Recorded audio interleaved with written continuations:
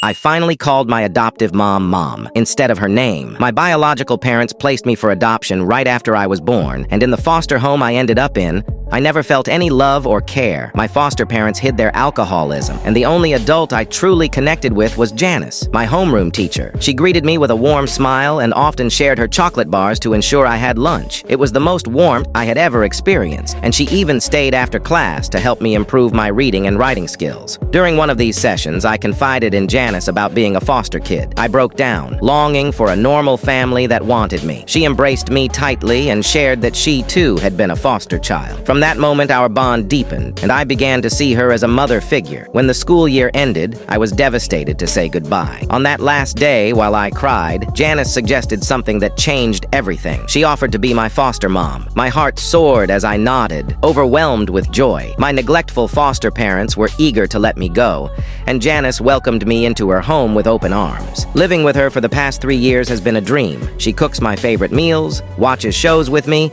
celebrates my birthdays, encourages friendships, and even offers girl advice. Thanks to her, I mustered the courage to ask my crush out. Yet, I struggled with calling her mom. She was always Janice or M. Kitty to me, and the thought felt strange at first. Over time, my feelings of love and respect for her deepened, making me want to address her as Mom. I knew she longed for that title, despite her jokes about it. This morning, as she cooked breakfast, I greeted her and, gathering my courage, said, "Good morning, Mom." She froze, dropping her spatula, and then burst into tears, rushing over to hug me tightly. "I love you so much," she said, and I responded, "I love you too, Mom." Her tears flowed even more, and I quickly reminded her to return to the stove to avoid burning breakfast.